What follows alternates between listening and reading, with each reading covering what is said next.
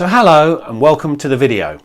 Spent a bit of time in recent weeks in the cruise world, which I know is not that interesting to those of you who've subscribed for videos about aeroplanes. So we're going back into more familiar territory this week with a video about Expertflyer. This is a website that will answer most of the questions you might want to ask about flights, availability, fares and seats.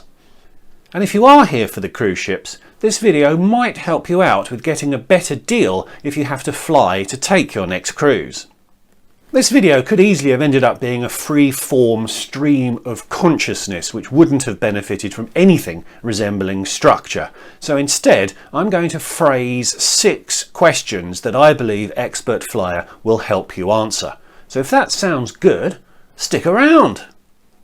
Hi, I'm Matt. Over the last 25 years, I've travelled a lot. I've lived in 5 countries on 4 continents. I've flown over 1.3 million miles. I've visited over 100 countries, every American state, but I'm nowhere near done. So subscribe, and perhaps you'll pick up some hacks, hints and tips to make your next trip better.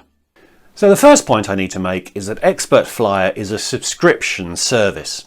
There's a limited amount that you can do without a subscription, which I'll show as we go along, but only one of these 6 questions can be answered without taking out a subscription. There's 2 tiers to membership, the basic which costs $4.99 a month and the premium which costs $9.99 per month. The respective benefits are shown here. As you'll probably want the alerts, you'll probably need the premium service. They do allow you to turn your subscription on and off month by month, so you can dip in and out as you need their services. The premium service is not a huge amount of money, and it will feel like a bargain if you manage to grab that premium seat or upgrade as a result of using their services. As I said, you'll probably need to pay them some money.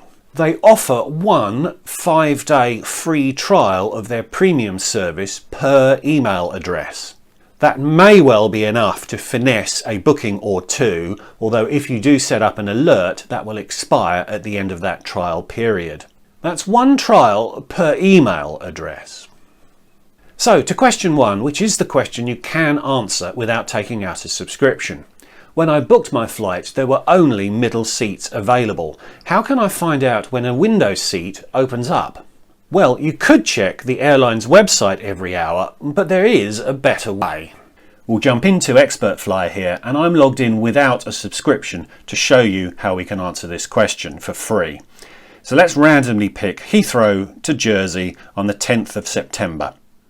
So here's the seating plan, and you'll immediately see that this is a bad example as the plane is almost completely empty. Quite a few flights I looked at in preparing this video looked like this.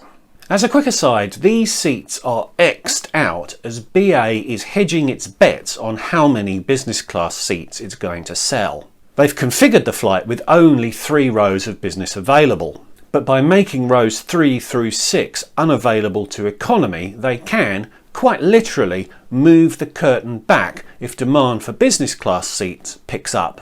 So you can create a seat alert quite simply. Give it a name. The site is smart enough to know that your status can make a difference to which seats you can reserve, and hence these options. But I can't actually set an alert for this flight as the seating is so wide open. The last 3 options are premium queries even within the free subscription. But you can see the power that this site offers, and you can set those alerts as part of a paid subscription. You can check that the query is in place by email, and Expertflyer will then pick you a notification if your alert requirements are met.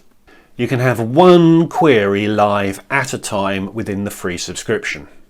You may need to move quickly when you receive that email, as there could be dozens of people with the same notification set. But this is as good a notification as any site will give you. I've now jumped into the paid version, so let's rerun a seat query on a BA flight to Gibraltar in a couple of days' time. The paid version allows you to see all classes on a flight at once. You can see the flight is possibly half full, but all the emergency exit seats were taken, so you can set up an alert to be notified if one of those becomes available. One last point here, not everyone booked will have selected a seat, so you can't use this to draw conclusions on how heavily loaded a flight is going to be. So question 2 is, what availability do flights have? If you're just looking for fares, Expertflyer is probably not the place to go, as they separate out availability from fare information. But if you're looking more deeply into which flights to take, Expertflyer can be quite handy. So, going back to our flights to Jersey, you will see that there are 3 BA direct flights that day, and then you'll see a string of gobbledygook. This is how flight pricing and ticketing actually works, and I'll talk about this in a lot more detail in this video. If you're still with me this far through this video, I'm pretty sure you'll enjoy watching that one too. This 2-class flight will have a number of fare codes available, and the airline will control bookings by opening or closing those fare codes as the plane fills. It can set 0, 1, 2, etc. up to 9, which means that 9 or more seats are available. Each airline's codes are slightly different, but you can click on them within Expertflyer to see which class each fare bucket covers. On BA, I-class is their discount business class, which is usually sold with a lengthy advanced purchase requirement, which is probably the reason why it's showing as I0 here.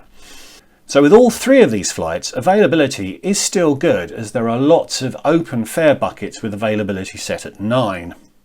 That is backed up by the seat plan that we saw earlier.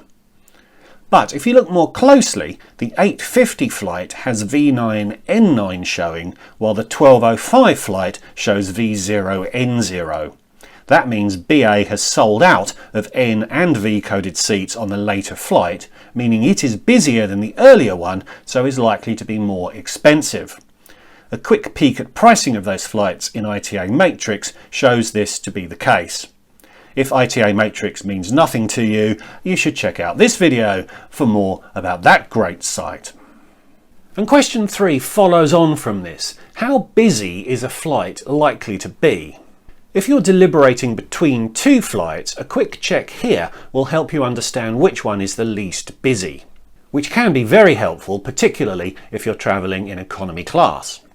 You need a little bit of experience to interpret quite what these numbers are telling you, but it is a far more reliable way of judging an airplane's load than looking at the seating plan. You can also see how quickly a flight that you have booked is filling up, and with some experience you can develop a sense of whether an upgrade is likely. I could make an entire video about this, but if you see 0 availability in all fare codes in economy, but there is still availability in business, that is a good indicator that economy is full or oversold, which should result in people being shunted forward in the plane. And these days, turning up in a suit or being on honeymoon is unlikely to trigger an upgrade. You're much more likely to get one if you are a premium member of that airline's frequent flyer scheme.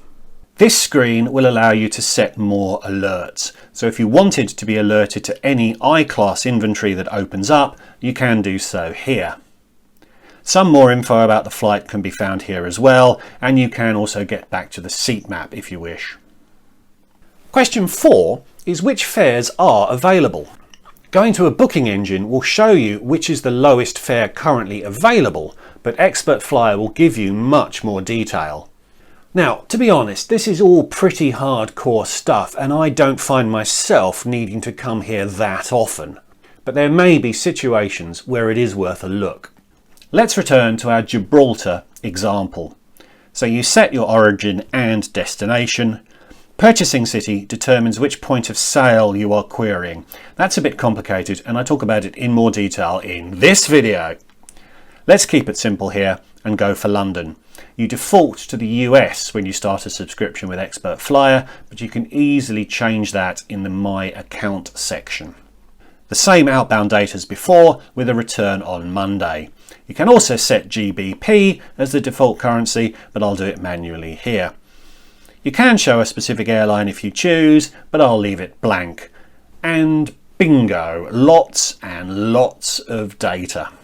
You can quickly see a few things. For example, the cheapest fare is £72, but that's the airline's fare and it excludes the taxes that are added. Matrix ITA will help you out with the full pricing. You can also see the full fare information quite readily here. Again, this is not something you'd refer to for every flight, but if you're looking to optimize routings to harvest points or gain status, this might be interesting. Perhaps give this video a watch to see what I mean here.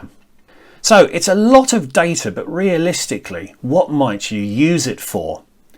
Well, if there's no I-class availability and you're setting an alert to be notified when some opens up, you can check here to see what the price will be. Similarly, if a fare code is showing 1 and is therefore likely to sell out quite soon, you can see what the next price is likely to be once that fare bucket is closed out. So question 5 is a much more common one. How can I find award or upgrade availability?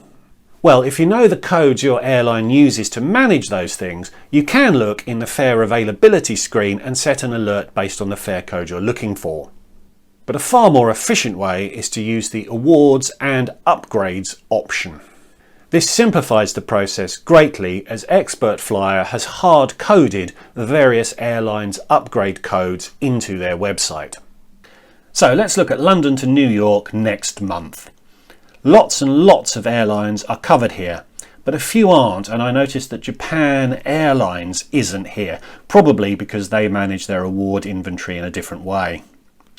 So select the airline you're interested in, BA in this instance, and after a minute or two, you'll see some really valuable information. There's 6 BA flights scheduled that day. None of them have first class reward availability, but all of them have availability in economy, premium economy and business. Which is quite remarkable if you think about it. It's not something you probably would have seen before the you-know-what.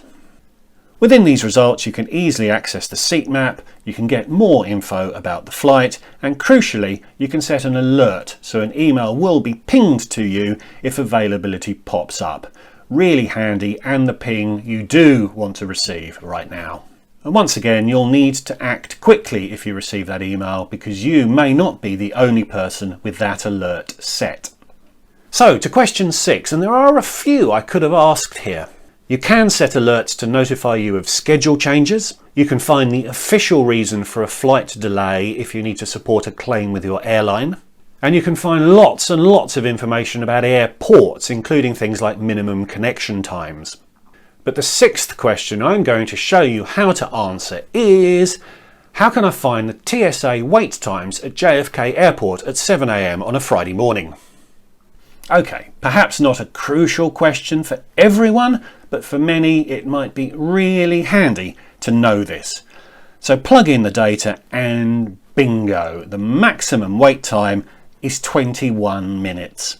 I don't know how many weeks this data is averaged over, but having access to it might help you decide which flights to go for, as no one enjoys security lines. So there you go, 6 questions that Expertflyer will help you to answer. It will answer many more, but I hope the 6 I've picked give you a good illustration of what Expertflyer can do and will encourage you to go and take a look yourselves. With one of those 5-day trials, you can have a good look through all the information that is on offer. So as always, please subscribe to my channel if you're new. I've been at this for nearly a year now, and there's quite a few videos on that channel on these kinds of topics, which I think you might find interesting. And by subscribing, all that does is allow YouTube to make it easier for you to find new videos I release as I release them. There's no cost, there's no obligation, and thanks in advance. Please also leave this video a like if you got something from it, and also leave me a comment. I would love to hear from you. So thanks again for watching, and I'll see you all in the next one. Goodbye.